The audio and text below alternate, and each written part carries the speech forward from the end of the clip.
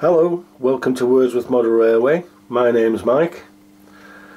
What I'd like to show today in this short video is a new kit I'm putting together for this part of the layout. It's a factory warehouse building. It's based on one of the earlier kits that I did many years ago. That was built out of 300 GSM card. I've decided to take it a little bit further.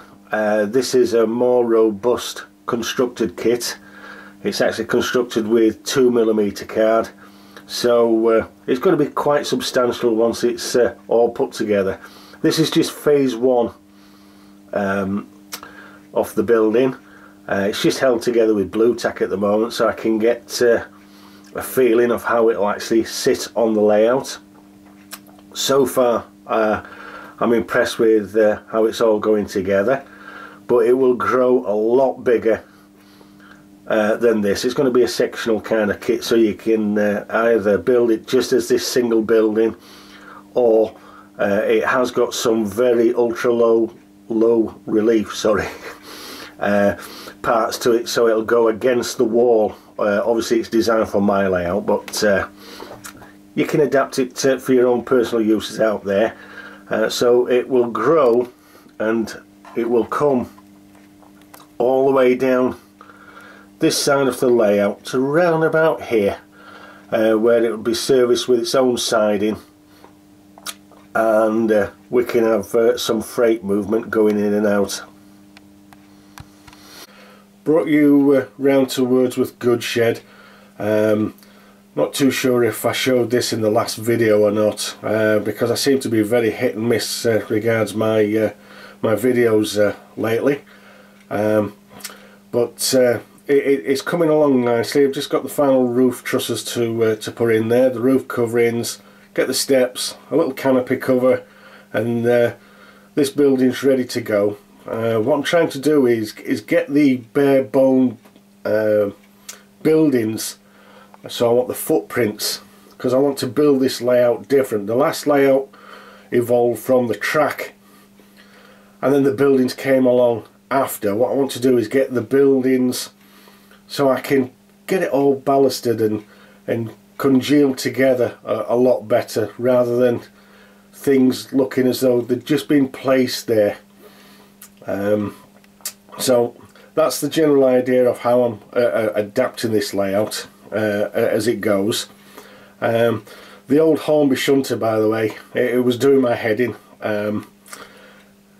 Old lumpy, it just had to go, and I just happened to be browsing eBay, and I came across this particular Bachmann version, Class 08, pre-weathered, looked absolutely stunning, and well, couldn't resist. I know I said I wasn't going to get any more locos, but so far this year this is the third one I've bought, and they've all been diesels. I seem to be gathering a diesel collection. But back to this Class 08, a really superb model. Absolutely love this one.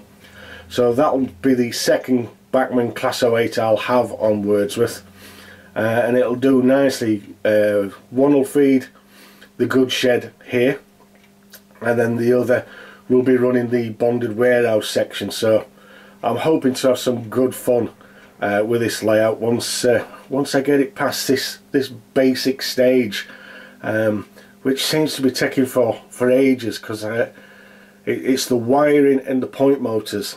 To say I'm an electrician by trade, I hate wiring and I hate doing electrical work, especially underneath baseboards, but I will get there.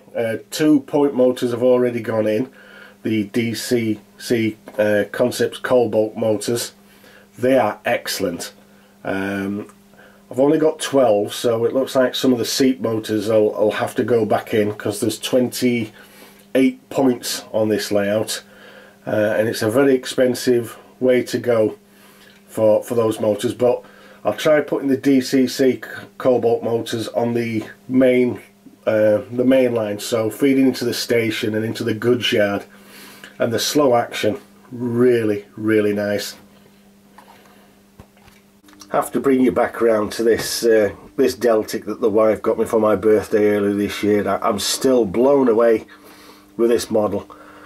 Absolutely stunning. Love it to bits. And it's always a treat to get it up and running and rolling round.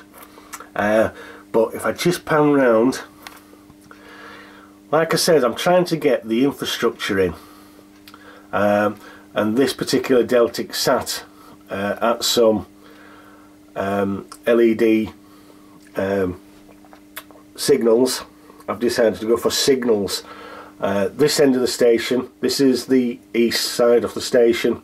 Obviously down the other side there's another pair on the opposite line for the west junction side, and I'm looking forward to wiring these up. I don't know whether I'm going to go just manually wiring to the control panel or using the infrared system where there's a sensor underneath the track, and they'll run through the red, amber and green. I haven't decided which method I'm going to use yet, but I'm trying to get everything in place before we start the ballasting and the green scenery sections going in. That way they'll look a lot better as though they've actually been built in place rather than plonked in place as an afterthought. Right, I've brought you around to the Wordsworth engine shed section of the layout. This is the main road into the engine sheds, and we've got one of the DAPL semaphore signals here. This is the incorrect one for this position. This is a distance signal.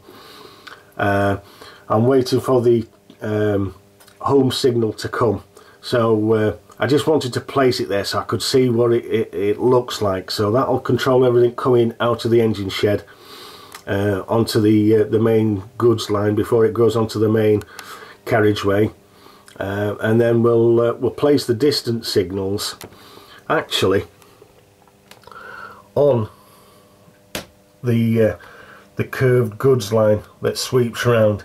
I've decided to keep the semaphore as though this is the older part of the railway, and what we've done is when we've gone to upgrade the signalling, the electric lighting versions have gone in on the main lines first, and they'll work back towards the depots. That's the theory behind it, and to be honest, I quite like the idea of having semaphore and the light signals together.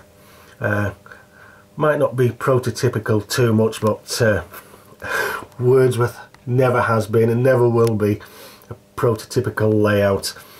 It's still very much run what I like, when I like, and that's how Wordsworth will be. Okay, so we're actually in the engine shed area. I found one of my early kits, the diesel fueling pump, the first version actually did. So I've plonked it there because this siding wasn't actually supposed to go in, but it seemed to be lacking something, did the depot area, and I thought, yep, a fueling point for the diesels. Considering that I've got a growing collection of diesels, that's what it needed. So there'll be a new kit going in there, and then we've got the two road engine shed will sit on these two sidings, and then I just need to get completed the three road engine shed, because that's going to look absolutely stunning around this area. So there'll be a double and a triple road engine shed with the offices and other auxiliary buildings. By the way, that's the Bachmann Class 40 that I got. Another purchase. So that's like I said, I bought 3 this year, or I've bought 2 and the wife bought me 1. But this is so I can retire the old Lima Class 40 that I had. It still runs good, does the Lima, but she is very, very noisy with that that pancake motor that she's got inside it, where this totally different. Really, I love the Bachmann diesels. They're so smooth, so quiet, and when it comes to fitting the decoders, I think you can't beat a Bachmann for their design to actually get decoders in.